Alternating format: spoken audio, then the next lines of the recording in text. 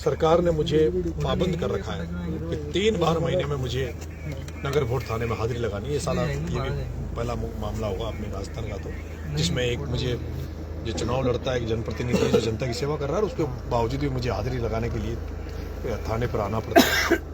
आज हाजिरी लगाने आया था और लोगों के लिए लड़ रहा हूँ, संघर्ष कर रहा हूँ। लोगों का इसके भरोसा भी बन रहा है, उम्मीदें बन रही। अभी मैं बूंदी था, वहाँ भी मैंने बहुत बड़ी बड़ी समस्याएं देखी है और जल्द ही मैं इस देवली उनियारा में और जनता को साथ लेके एक बड़ा आंदोलन की तैयारी कर रहा हूँ। आप चुनाव के बाद में अब चंद्रशेखर जी से मिले, बेनीवाल जी आपके पास है, आप जिस तरह मोर्चा खड़ा करना चाह रहे हैं प्रदेश में, क्या संभावनाएं हैं, किस तरह देखते हैं आप? देखिए, जिस तरह की कांग्रेस और भारतीय जनता पार्टी की राजनीति है, दोनों के पास इन्होंने इस तरह गठजोड़ यहाँ राजस्थान में बना रखा है, मिलकर टिकट बांटते हैं और कांग्रेस वाले बीजेपी वालों से मिलकर टिकट लेते हैं, बीजेपी वाले कांग्रेस वाले से। पैसे के धनबल की राजनीति होती है। मैं चाहता हूँ राजस्थान की राजनीति में तीसरा विकल्प बने, ताकि अच्छे लोग राजनीति में आए, जिनको मौका नहीं मिल रहा अभी तक राजनीति में, जो राजनीति अच्छे लोग राजनीति करना चाहते हैं, उनको उस तीसरे विकल्प में जगह मिले।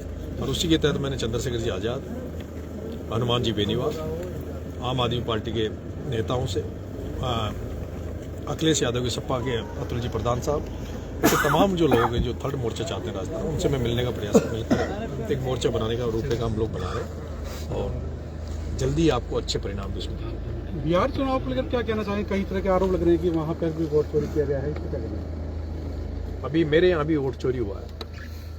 जो बीजेपी ने वहाँ किया वही मेरे यहाँ अभी अंता उपचुनाव में हुआ कि ओम बिरला जो यहाँ बीजेपी का नेता था, लोकसभा स्पीकर भारतीय जनता पार्टी से, उस व्यक्ति ने यहाँ पर प्रमोद जैन भाई जो कांग्रेस का कैंडिडेट था उसकी मदद करी। पूरी बीजेपी 90% बीजेपी प्रमोद जैन भाई के साथ खड़ी थी और पैसे से तोलियां बांट के, चांदी की तोलियां बांट के वोट खरीदा गया। तो ये धनबल का जो प्रयोग जिस तरह से हो रहा है, जिसमें चुनाव आयोग भी कहीं न कहीं संलिप्त है, चुनाव आयोग भी ऐसे लोगों की मदद कर रहा है, वो इस देश के लिए दुर्भाग्यपूर्ण है, लोकतंत्र को खतरा है। चुनाव रिजल्ट के बाद आपने कहा था कि सत्य हार गया और भ्रष्टाचार जीत गया, और यही चेतावनी दी थी बिरला और भाई को कहते हुए कि इसे मैदान में हराऊंगा। तो कहाँ तक ये क्या प्रयास है? बिल्कुल मैं लड़ रहा हूँ, जनता को जगा रहा हूँ, जनता को इनके काले कारनामे के बारे में बता रहा हूँ।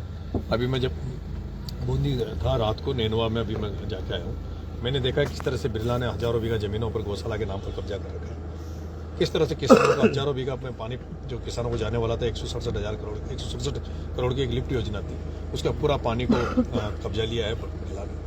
तो ऐसे हर जगह इनके काले कारनामे जो भी है उनको जनता के सामने लाऊंगा और जनता को जगाने का प्रयास करूंगा। डोंगरी बांध में जो आपने भाषण दिया था उसको लेकर एफआईआर दर्ज हुई है वोटर में, क्या कहना चाहेंगे, किस तरह से? देखिए, जिस व्यक्ति को दबाव देकर एफआईआर कराई गई, वही व्यक्ति सोशल मीडिया पे आके लाइव आकर ये कह रहा है कि भाई मैंने कोई एफआईआर लॉन्च नहीं कराई और मैं कोई कार्रवाई नहीं चाहता। उसके बावजूद भी पुलिस प्रशासन पर इस तरह का दबाव है कि पुलिस प्रशासन नरेश मीणा में कार्रवाई करे। लेकिन जो भी होना है मैं उसके लिए सामना करेंगे और जब भी वो आदेश करेंगे मैं उसमें जाकर सरेंडर अपने आप को सरेंडर करूँगा। आप जिस तरह से भाषण में एक डायरेक्ट नाम लेते हैं, आपको डर नहीं लगता कि देश के सबसे बड़े प्रतिष्ठित व्यक्ति के खिलाफ आप बोल रहे हैं? ये बड़े लोग नहीं है, इनको जनता ने बनाया है, लेकिन ये जिस तरह का जनता का शोषण कर रहे हैं, मैं तो उनको जगा रहा हूँ, जनता को कह रहा हूँ कि तुमने जनसेवक के नाम पर, जनता के भलाई के नाम पर इनको चुन रहे हो, लेकिन ये जनता का एक खून चूस रहे हैं और उनकी मैं तो पोल खोल रहा हूँ, मैं उनके खिलाफ कुछ नहीं बोल रहा, मैं तो उनके जो काले कारनामे हैं उनको जनता के सामने रख रहा हूँ।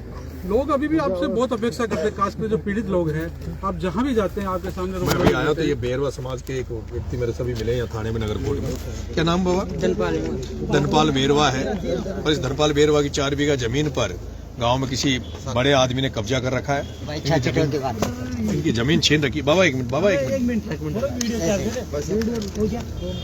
इनकी जमीन पे कब्जा कर रखा है। अभी ये भी थाने के चक्कर काट